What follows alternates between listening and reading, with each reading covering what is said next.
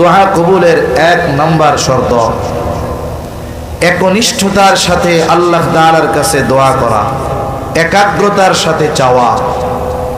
এই একনিষ্ঠতা একাগ্রতার মধ্যে কোনো ফাঁক ফোকর না থাকা, সাথে সাথে এই একাগ্রতা বা একনিষ্ঠতার সাথে সাথে এই বিষয়ের উপরে দৃঢ়তার সাথে বিশ্বাস রাখা যে আমার দোয়া আল্লাহ কবুল করবেই। যে কোনো ইবাদত কবুল হওয়ার জন্য আল্লাহ তাআলা একনিষ্ঠতাকে আবশ্যকীয় করে দিয়েছেন।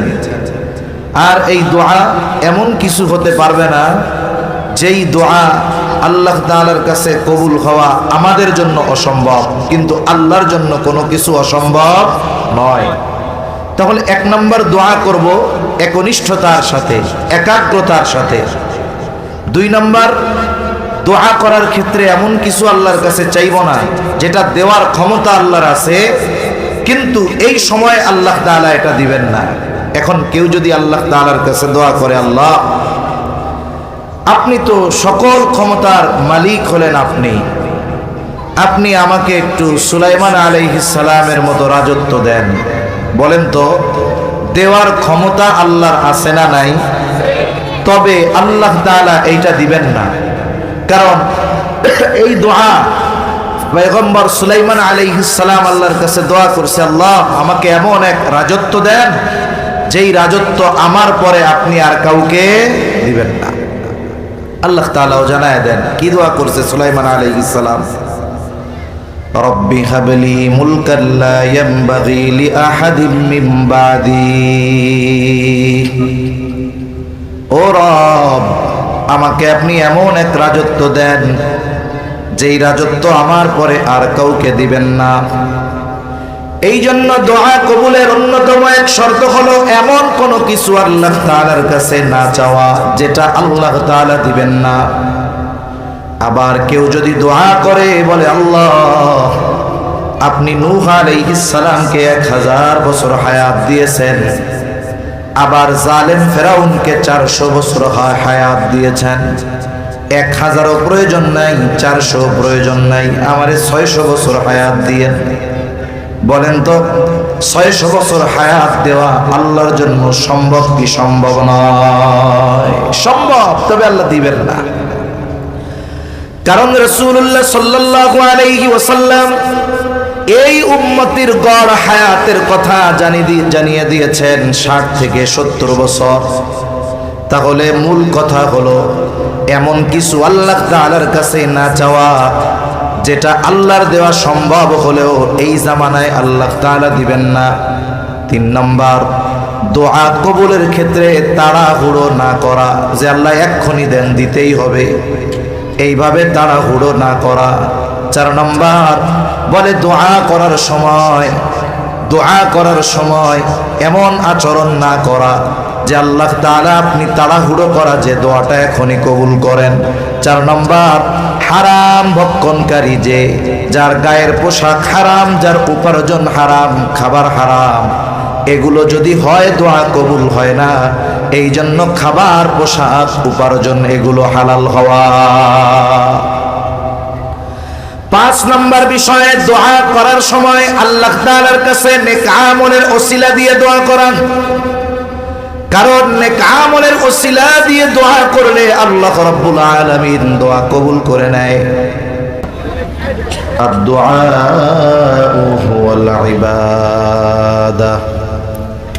وقال رسول الله صلى الله عليه وسلم الدعاء مخ العبادة، أو كما قال النبي صلى الله عليه وسلم صدق الله العلي العظيم وصدق رسوله النبي الكريم، ونحن على ذلك لمن الشاهدين والشاكرين، والحمد لله رب العالمين. سبحانك لا علم لنا إلا ما علمتنا إنك أنت العليم الحكيم. মুহাব্বতের সাথে সবাই দুরূদ শরীফ পাঠ করি।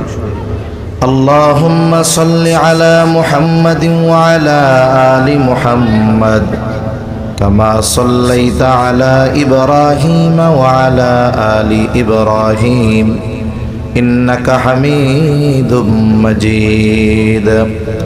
আল্লাহুম্মা বারিক আলা মুহাম্মাদিন ওয়া আলা আলি মুহাম্মাদ كما باركت على إبراهيم وعلى آل إبراهيم إنك حميد مجيد। الحمد لله। ঐতিহ্যবাহী ঢাকা জেলার অন্তর্গত সাভার থানাধীন বিরুলিয়া খাগান রওজাতুল উলুম বাইতুর রফিক মাদ্রাসা কমপ্লেক্সের হাফেজ ছাত্রদের পাগড়ি প্রদান, কোরআনে করিম ও আমপারার সবক প্রদান উপলক্ষে চতুর্থ বার্ষিক ওয়াজ মাহফিল। আজকের এই ওয়াজ মাহফিলের সম্মানিত শ্রদ্ধেয় সভাপতি, আমন্ত্রিত উলামা একরাম, সামনে উপস্থিত মুরব্বিয়ানে কেরাম, সমবয়সী যুবক বন্ধু, স্নেহের ছোট ভাই, মাইকের আওয়াজ যত দূরে যায় নিজ নিজ স্থানে অবস্থানরতা সম্মানিতা শ্রদ্ধা মা ও বোন, আল্লাহ তাআলার দরবারে অগণিত শুকর যে মহান মালিক হায়াতে বরকত দিয়ে সুস্থ রেখে তার মহান হুকুম এশার নামাজের পর কিছু দ্বীনি কথা বলবার এবং শ্রবণ করবার লক্ষ্যে যে মহান মনিব আমাদেরকে এখানে একত্রিত হওয়ার তৌফিক দিয়েছেন, সে মনিবকে খুশি করার জন্য মুহাব্বতের সাথে জবান খুলে কালিমাতুশ শুকর পাঠ করি আলহামদুলিল্লাহ।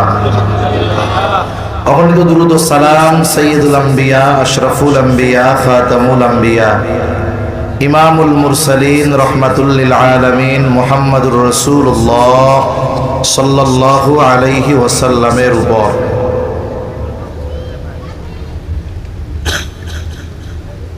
কি এখানেই থাকবে, এইভাবে ঠিক করে। আমি এত দূরেই থাকি, আপনি ওইখান থেকে ঠিক করে। আমি আপনাদের খেদমতে পবিত্র কোরআনুল কারীম থেকে একটা আয়াত ও রাসূল আকরাম সাল্লাল্লাহু আলাইহি ওয়াসাল্লামের অগণিত হাদিস থেকে একটা হাদিস পাঠ করেছি।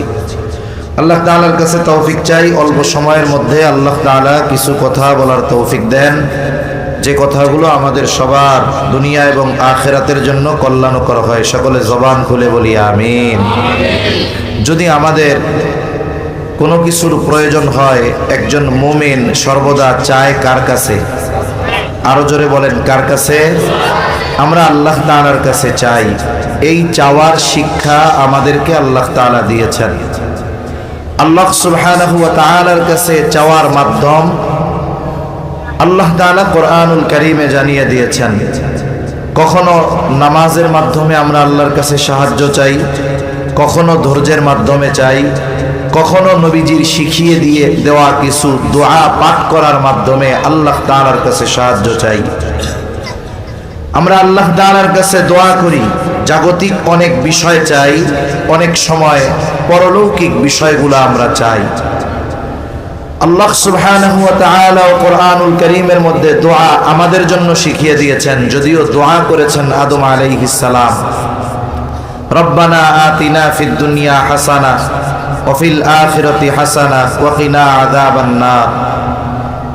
পয়গম্বর আলাইহিমুস সালামের দোয়াগুলো আল্লাহ তাআলা কোরআনুল কারীমের মধ্যে আমাদের শিখিয়ে দিয়েছেন। আদম আলাইহিস সালামের দোয়াটা কি? রব্বানা যালামনা আনফুসানা ওয়া ইল্লাম তাগফির লানা ওয়া তারহামনা লানাকুনান্না মিনাল খাসিরিন। এভাবে আল্লাহ তাআলার কাছে আমরা দোয়া করি। অনেক সময় আমাদের অনেকের অভিযোগ অনুযোগ থাকে যে এত দোয়া আল্লাহ তাআলার কাছে করি, কিন্তু দোয়া মনে হয় আল্লাহ তাআলা কবুল করেন না। দোয়া কবুল হওয়ার জন্য কিছু শর্ত আছে। কোনো ব্যক্তি, কোনো ইমানদার যদি ওই শর্তগুলো ঠিক রেখে দোয়া করে, তাহলে তার প্রত্যেকটা দোয়া যিনি কবুল করেন কে? আরো জোরে বলি, কে? আল্লাহ। দোয়া কবুলের 1 নম্বর শর্ত একনিষ্ঠতার সাথে আল্লাহ তাআলার কাছে দোয়া করা, একাগ্রতার সাথে চাওয়া। এই একনিষ্ঠতা, একাগ্রতার মধ্যে কোনো ফাঁক ফোকর না থাকা, সাথে সাথে এই একাগ্রতা বা একনিষ্ঠতার সাথে সাথে এই বিষয়ের উপরে দৃঢ়তার সাথে বিশ্বাস রাখা যে আমার দোয়া আল্লাহ কবুল করবেই। যে কোনো ইবাদত কবুল হওয়ার জন্য আল্লাহ তাআলা একনিষ্ঠতাকে আবশ্যকীয় করে দিয়েছেন। আর এই দোয়া এমন কিছু হতে পারবে না যেই দোয়া আল্লাহ তাআলার কাছে কবুল হওয়া আমাদের জন্য অসম্ভব, কিন্তু আল্লাহর জন্য কোনো কিছু অসম্ভব নয়। তাহলে এক নম্বর দোয়া করব একনিষ্ঠতার সাথে, একাগ্রতার সাথে। দুই নম্বর, দোয়া করার ক্ষেত্রে এমন কিছু আল্লাহর কাছে চাইব না যেটা দেওয়ার ক্ষমতা আল্লাহর আছে, কিন্তু এই সময় আল্লাহ তাআলা এটা দিবেন না। এখন কেউ যদি আল্লাহ তাআলার কাছে দোয়া করে, আল্লাহ আপনি তো সকল ক্ষমতার মালিক হলেন, আপনি আমাকে একটু সুলাইমান আলাইহিস সালামের মতো রাজত্ব দেন, বলেন তো দেওয়ার ক্ষমতা আল্লাহর আছে না নাই? তবে আল্লাহ তাআলা এইটা দিবেন না, কারণ এই দোয়া পয়গম্বর সুলাইমান আলাইহিস সালাম আল্লাহর কাছে দোয়া করছে, আল্লাহ আমাকে এমন এক রাজত্ব দেন যেই রাজত্ব আমার পরে আপনি আর কাউকে দিবেন না। আল্লাহ তাআলাও জানায় দেন কি দোয়া করছে সুলাইমান আলাইহিস সালাম, রব্বি হাবলি মুলকান লা ইয়ানবাগি লিআহাদিম মিন বাদি। ও রব, আমাকে আপনি এমন এক রাজত্ব দেন যেই রাজত্ব আমার পরে আর কাউকে দিবেন না। এই জন্য দোয়া কবুলের অন্যতম এক শর্ত হলো এমন কোনো কিছু আল্লাহ তাআলার কাছে না চাওয়া যেটা আল্লাহ তাআলা দিবেন না।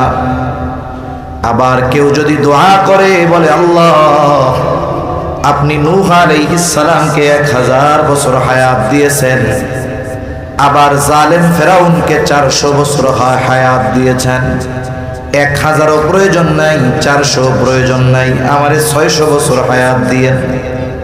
বলেন তো 600 বছর হায়াত দেওয়া আল্লাহর জন্য সম্ভব কি সম্ভব নয়?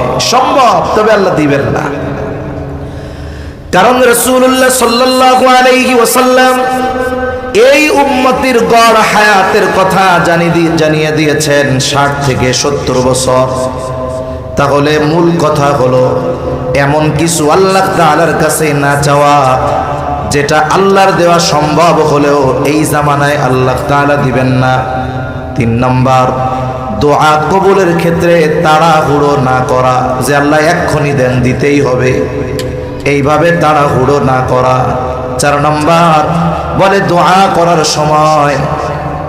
করার সময় এমন আচরণ না করা যে আল্লাহ তাআলা আপনি তাড়াহুড়ো করা যে দোয়াটা এখনই কবুল করেন। 4 নম্বর, হারাম ভক্ষণকারী, যে যার গায়ের পোশাক হারাম, যার উপার্জন হারাম, খাবার হারাম, এগুলো যদি হয় দোয়া কবুল হয় না। এই জন্য খাবার, পোশাক, উপার্জন এগুলো হালাল হওয়া। 5 নম্বর বিষয়ে দোয়া করার সময় আল্লাহ তাআলার কাছে নেক আমলের ওসিলা দিয়ে দোয়া করা। কারণ নেক আমলের ওসিলা দিয়ে দোয়া করলে আল্লাহ রাব্বুল আলামিন দোয়া কবুল করে নেয়। হাদিসের মধ্যে প্রসিদ্ধ একটি ঘটনা আছে। 3 যুবক ভ্রমণের জন্য বের হয়েছে। কিছু দূর যাবার পর এক পাহাড়ের পাশ দিয়ে তারা পথ চলতেছে। হঠাৎ আকাশ মেঘাচ্ছন্ন, ঝড় উঠলো, বৃষ্টি শুরু হয়ে গেল। বৃষ্টি থেকে, ঝড় থেকে বাঁচার জন্য তারা পাহাড়ের পাদদেশে একটা গর্তের মধ্যে আশ্রয় নিল। তারা চিন্তা করতেছে বৃষ্টি শেষ হবে, ঝড় শেষ হবে, আমরা বাড়িতে ফিরে যাব। কিন্তু আল্লাহ তাআলা ভিন্ন কিছু চাইলেন। উপর থেকে একটা বড় পাথর গড়িয়ে তাদের গর্তের মুখের উপরে পড়লো। এই বিশাল পাথরটা গর্তের মুখের উপরে পড়েছে। গর্তটা পুরোপুরি বন্ধ হয়ে গেছে, কোনো আলো নাই, কেউ কাউকে দেখা যায় না, কেমন যেন আমাবস্যার অন্ধকার। 3 যুবক তাদের সর্বশক্তি দিয়ে ধাক্কাধাক্কি করে পাথরটা এক চুল পরিমাণও নড়াতে পারে নাই। এবার তারা চূড়ান্ত রূপে হতাশ। আর বুঝি বাড়িতে ফিরে যাওয়া হবে না, মায়ের চেহারা আর দেখা হবে না। 3 জনে পরামর্শ করলো কি করা যায়। বলে আমাদের শক্তি এই পাথর সরাতে ব্যর্থ হতে পারে, তবে এই পাথর সরানো অতি সহজ, যার জন্য তিনি কে। 3 যুবক পরামর্শ করলো আমরা আল্লাহ তাআলার কাছে দোয়া করব, সাহায্য চাইব। তবে এই সাহায্য এমন কর্ম, এমন আমলের ওসিলা দিয়ে চাইব যেই আমলটা একমাত্র আল্লাহ তাআলার জন্যই আমরা করেছি, দুনিয়ার কারো জন্য করি নাই, দুনিয়ার কাউকে দেখানোর জন্য করি নাই, একমাত্র আল্লাহ তাআলার সন্তুষ্টির জন্য করেছি। এবার প্রথম যুবক আল্লাহ তাআলার কাছে দোয়া করে, বলে, আল্লাহ, আমি একজন রাখাল,